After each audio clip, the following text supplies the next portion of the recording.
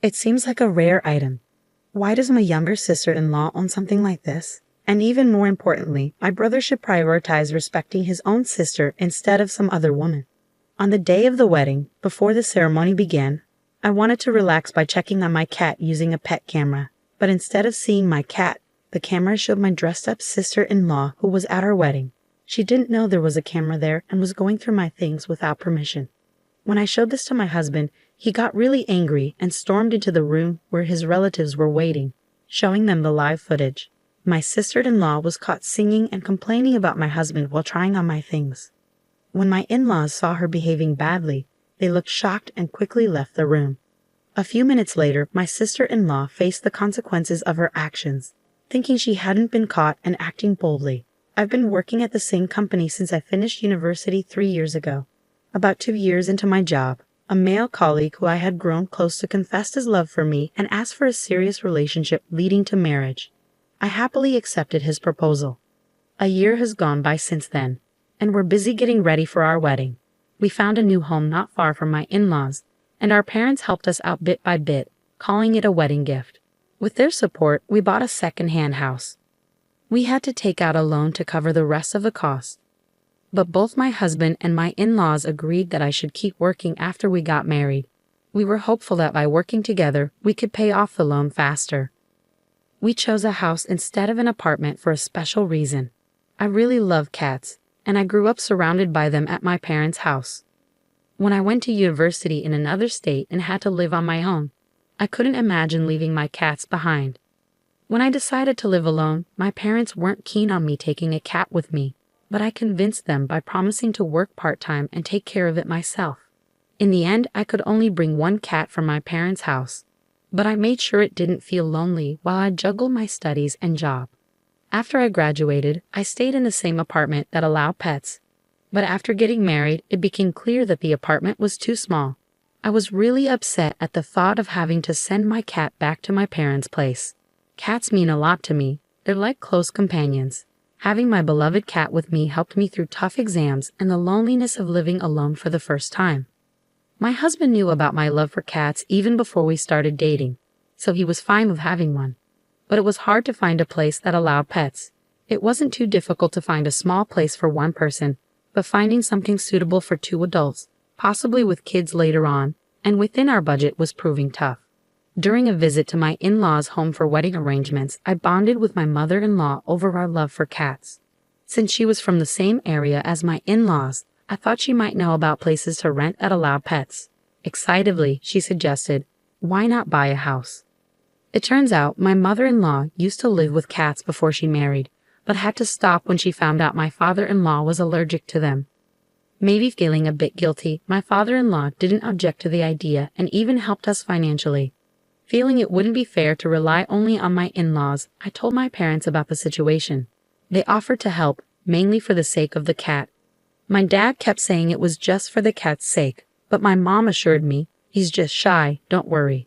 It's a wedding gift," and gave me a knowing smile. My dad has always been reserved about showing his true feelings, and it was funny to see him act shy at a time like this. My mom and I couldn't help but laugh together. Thanks to our parents' help, we found our new home much quicker than expected and decided to move in before the wedding. My mother-in-law, who loves cats and stays active despite being in her 50s, works part-time, enjoys hobbies, and regularly visits a cat cafe to relax.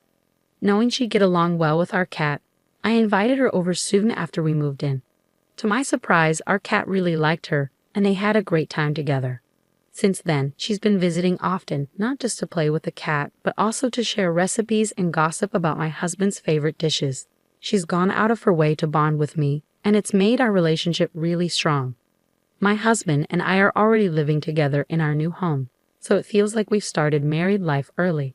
We work at the same company, but he recently got transferred to a different department, which he's excited about. Even though our work hours differ, we both pitch in with household chores and cooking dinner when we get home. So far, we've been managing things pretty evenly. During our commute, my husband reads the newspaper for work, while I check on our cat through the pet camera. It's a routine that helps us both relax. Even on the crowded train, seeing my cat calms me down a lot. It's just one good thing after another. When I went to my husband's family home to formally meet everyone, I didn't just meet his parents for the first time. I had heard about his unmarried sister since we started dating. She's quite adventurous, with a love for traveling internationally. Instead of a regular job, she does different part-time work to save money for her trips. It seems like she's living her dream.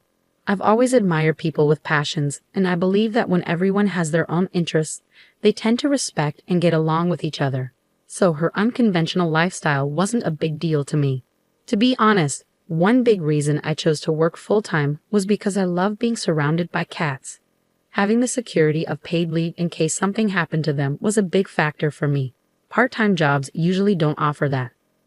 I also have a strong desire to travel. When I lived at home, I went on a few international trips with my family. Exploring new places is always exciting, and I thought I'd get along well with my sister-in-law. However, my husband had a lot of complaints about her. He told me how she caused him trouble, like spending his money without permission or dipping into the savings he worked hard to build up from his own part-time job. Thinking his piggy bank was an easy target. He even had to get his own bank account set up by his parents, but she still somehow managed to access it without his consent. He used simple pins back then, which made it easy for her to take advantage. He felt like he was being robbed. He was really upset, maybe because he was remembering those emotions, as she also had a habit of using and damaging his belongings without asking. Their relationship seemed strained. My husband's story sounded truthful and not exaggerated. But I didn't want to pick sides and ruin my relationship with my sister-in-law before it even began. While I listened to my husband, I made a mental note to stay neutral. The sister-in-law I met was nothing like the way my husband described her. She was completely different. As we all sat down for dinner with the in-laws, she opened up about her hobbies and was really easy to talk to. Despite the tension with my husband, I felt like we could get along, especially as women. She's in her early 30s but has a really positive outlook on life, probably because of her carefree lifestyle. However, I couldn't shake the feeling that maybe she was putting on an act. Was she being cautious around me, or was she exaggerating her carefree persona out of consideration? That's what I wondered.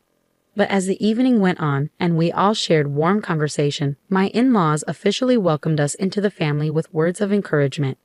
My mother-in-law, drawing from her own experience, mentioned how tough it can be to balance work and household chores. She encouraged us to support each other. My husband, who had decided to support my career, confidently said he could handle the household chores, having learned from his mother. She seemed a bit worried and told us not to hesitate to ask for help if we needed it. With those words, the meet and greet for our wedding ended on a positive note. Things took a turn for the worse when my sister-in-law, unaware of the atmosphere, piped up, "With both of you working, you'll be swimming in money, right? Saving up for a rainy day, huh? If I end up single and old, you'll take care of me with that savings, won't you? So if I never marry, you've got my back." Her suggestion was that we should live off my husband's salary alone and save my entire paycheck so that if she never got married and grew old, we'd use that money to support her. I was shocked. It took me a moment to process what she had said, and I was speechless. But my husband understood immediately. "Are you serious? Why should we worry about your retirement when you've chosen not to plan for it?" He snapped back. He made it clear that her disrespectful comment was not our responsibility and firmly told her off. The in-laws were too taken aback to brush off her remark and asked her to leave the room, apologizing to us for her rudeness. After this incident, I made a conscious effort to avoid any interaction with my sister-in-law. While I believe everyone has the right to choose their own path in life, asking someone you barely know to take care of you in your old age is unreasonable, especially considering what my husband had told me about how she used his money and earnings from his part-time jobs without permission. I felt like she was now eyeing my income. She seemed too eager to rely on us for support, and I couldn't bring myself to warm up to her. She completely disregarded my attempts to build a relationship and get along. Even as she claimed it was just a joke to lighten the mood, it wasn't funny. She came across as immature and unable to gauge the situation. Despite her outburst, I made plans to visit my in-laws' home when I knew she would be out working part-time. So from our first meeting until the day of our wedding, I never saw her again until the very end. My husband didn't want his sister to attend the wedding, and I understood his reasons. We didn't want any disruptive behavior on our special day. However, I worried about what she might do if she felt excluded, so I convinced my husband that it would be better to have her there under someone's supervision. He reluctantly agreed. I also felt anxious about her behavior in front of my parents, relatives, and friends. The in-laws assured us they would keep a close eye on her, so I had to trust them. But my sister-in-law still managed to cause chaos with her outrageous actions. It wasn't just about us anymore. She had dragged the in-laws and all the relatives into the situation. As my husband and I arrived at the wedding venue and got ready in our separate dressing rooms, he surprised me by coming into mine. He looked dashing in his light-colored vest and morning suit, while I wore a beautiful white wedding dress that was a bit tricky to move around in on my own. I didn't want to ask him to stay with me out of loneliness, especially since he had to greet his work colleagues, so I was thrilled when he came to visit. The time before the wedding ceremony was a nice distraction for me. It wasn't just about passing the time. It had become a comforting routine. I'd check on our cat through the pet camera and feel warm and fuzzy when my husband joined me. Just as I was about to check the camera on my phone, my husband walked in. He had grown quite fond of our cat since we got one. "Do you want to wash together?" I asked, and he said yes. It seemed like he was more focused on adjusting to his morning suit than anything else. Taking advantage of his kindness, I opened the pet camera app. But instead of seeing our beloved cat, I saw my sister-in-law. We had received a message from my mother-in-law while we were on our way to the venue. She mentioned that she was bringing my sister-in-law along. We had agreed to keep each other informed to prevent any trouble, and my mother-in-law had assured us that they would be under supervision since they were driving. So why was my sister-in-law here?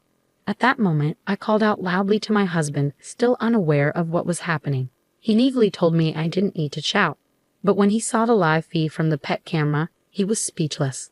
Uncharacteristically, he let out a few expletives, showing just how angry he was. Then he stormed out of the dressing room, and I hurriedly followed him. I kicked off my heels, knowing I might trip in them, and even though it felt undignified, I removed my veil and lifted the hem of my dress to run. My husband went straight to the family's waiting room, wanting to give our out-of-town family a comfortable place to rest. However, instead of the usual waiting room, it was more like a banquet hall, complete with a large screen. When I caught up to him, the whole family was surprised and confused by his actions. He was speaking to his parents, but he was so angry that his words were unclear. Seeing me, he asked for my smartphone. Using it, he projected the live feed from the pet camera onto the big screen and turned up the volume so everyone could hear. At first, the family thought it was some sort of joke or skit, watching my sister-in-law's behavior with disbelief. Some even muttered about how she always did outrageous things. But when she started ranting about my husband while humming, the mood in the room turned tense and uncomfortable. "He's cutting off his own sister. What's wrong with him? Having tea with my sister-in-law isn't a big deal, right? I mean, my sister-in-law has a job, so why should he care?" She said, "Remember when my brother gave his wife that fancy engagement ring and sometimes buys trendy jewelry? I'm sure that was all for me," she muttered, thinking she didn't need those accessories anymore since she was single. My sister-in-law went through my dresser meticulously, even saying she'd sell anything that didn't suit her or looked valuable. I had given my mother-in-law a spare key so she could visit and play with the cat anytime.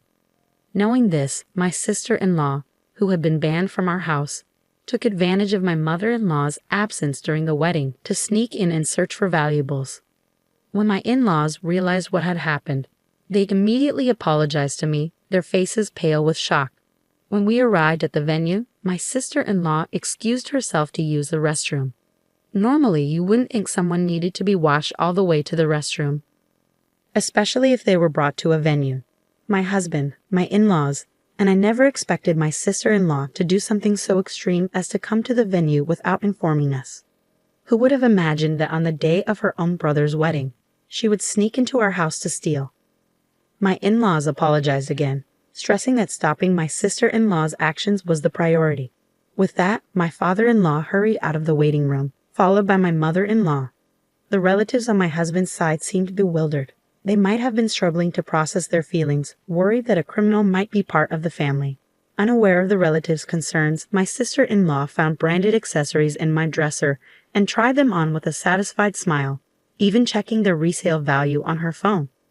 The relatives in the waiting room began to grumble about my sister-in-law's behavior and expressed distrust towards the in-laws who raised her. They questioned her upbringing, suggesting that being unemployed and single past 30 might have led to her actions. Regarding this, I wonder if my husband should apologize. He doesn't care about the relatives' opinions and is focused on making his sister atone for her actions. I could see him struggling to control his anger, clenching his fists repeatedly. I felt angry and shocked, but I realized my sister-in-law and I were very different people. Talking to someone like her would be pointless. Even if she faced consequences, she'd likely forget about it by the next day. She doesn't learn from her mistakes or have any desire to grow. I swore that even if my husband or in-laws begged for forgiveness, I wouldn't let her back into our lives. But I doubted my husband would want that either. About 10 minutes after my in-laws had left, the live video took a dramatic turn. As my sister-in-law was busy searching through our things, my father-in-law burst into the room before she could react. She was completely startled when she heard the door swing open and felt someone grab her from behind. "What are you doing here in my son and daughter-in-law's house when you're banned?" Her face showed clear shock. Our new home didn't have any security measures, and it seemed she had done her research knowing this. She must have found a way to sneak in without being noticed by the in-laws, knowing my mother-in-law had a spare key. But she clearly hadn't thought about what would happen if she got caught. She stumbled over her words, trying to make excuses. I was asked by my sister-in-law, "Look, I even found the jewelry. That's proof, right?" Following behind, my mother-in-law entered the room holding a smartphone. She loudly announced that she would report the illegal entry to the police. "Why would I ask you, someone who's banned, and why are you wearing the jewelry you claim to have found?"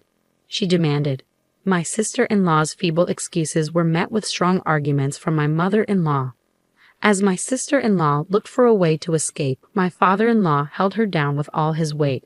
She complained of pain and said she would suffocate, but my father-in-law firmly told her that if she could shout, she wasn't going to die. At that moment, the police arrived, having been notified. They took my sister-in-law away as a trespasser, but she kept resisting, claiming, "Just because I entered a family member's home, that's trespassing. Are the police idiots?" My mother-in-law informed her that all the evidence was there, and the entire family had seen it happen in real time, thanks to the pet camera. When my sister-in-law saw the bedroom camera, she seemed to give up and was quietly taken away by the police. I felt relieved at the sight. I hadn't expected my in-laws to involve the police, but I was grateful they took appropriate action. However, it was complicated to feel simply happy about it, knowing that a real sister had committed a criminal act. Despite their animosity, they were still siblings, and I knew my husband must have his own thoughts about it. The relatives in the room on my husband's side were in shock. The fact that a criminal had emerged from the family was hard to swallow. Some were disappointed, while others openly expressed their anger at the disgrace. Amidst the chaos, my in-laws returned after handing my sister-in-law over to the police. Naturally, the wedding couldn't proceed under these circumstances and was canceled. Some guests had traveled long distances to celebrate with us, and others had rearranged their schedules to be there. I felt a mix of regret and a desire for understanding. My in-laws quickly realized my feelings and repeatedly apologized to us, bowing their heads. My mother-in-law blamed herself for not keeping a better eye on her daughter and apologized repeatedly. She also silently endured the furious remarks from the entire family, apologizing endlessly for bringing such disgrace upon them. When my parents, concerned, peeked into the room and saw the chaos, they asked me for an explanation. I could have told my parents that my sister-in-law had broken into our new home to steal, but I wasn't sure how much they would believe. However, when my in-laws noticed my parents were there, they came over and apologized to them without explanation. As they revealed what their daughter had done, my parents' expressions grew complicated. My husband knew his sister had issues, but he had no idea she was this foolish. Despite being a victim himself, he, along with his parents, apologized to mine. But neither my parents nor I could simply brush it off, and a heavy, indescribable silence hung in the air. After some thought, my parents said they would leave future decisions up to us. But they agreed to cancel the wedding for the time being, and that settled things. Later, my sister-in-law got off with just a fine because it was her first offense, and she hadn't actually stolen anything. My husband bitterly remarked that she should have been arrested for theft and spent some time in jail. I somewhat agreed, wanting nothing to do with her going forward. Although she only received a fine, she now had a criminal record, and my in-laws severely scolded her for breaking into someone's house while they were away. Even though she was family, my daughter would know right from wrong well past the age of 30. My father-in-law was furious to the point where I thought his veins might burst, and I heard he disowned her right then and there. She had to cover all the wedding-related expenses, including those from the cancellation. My sister-in-law, who had spent all her part-time job earnings, had to borrow from various lenders to cover the costs. Some lenders were reputable, but others operated in shady ways, barely within the law. Now, she faced a future of hard work and being pursued by debt collectors. Unable to accept what had happened, my sister-in-law turned to social media to express her frustrations and seek sympathy. However, instead of support, she faced a wave of criticism. Her photo, real name, and criminal record were spread all over the internet, and a simple search would bring up these details. Although she later deleted her posts, someone had saved the logs, ensuring that her rants remained online. Even when she created new social media accounts, she was quickly identified, ensuring that her criminal past continued to haunt her. She lost her previous part-time job because her criminal record could damage the reputation of the company. Additionally, she was fired from other jobs after her coworkers found out about her past. Currently, she's struggling to get by, working physically demanding jobs like construction, and barely managing to make her debt payments. It's nearly impossible for her to resume her hobby of traveling abroad. After everything settled down, we had a small, intimate wedding with just close friends and family. It was a do-it-yourself affair with the help of colleagues and friends. But it was filled with love and will be a cherished memory for life. We've also adopted a new cat and are enjoying our happy days surrounded by our furry friend and supportive loved ones.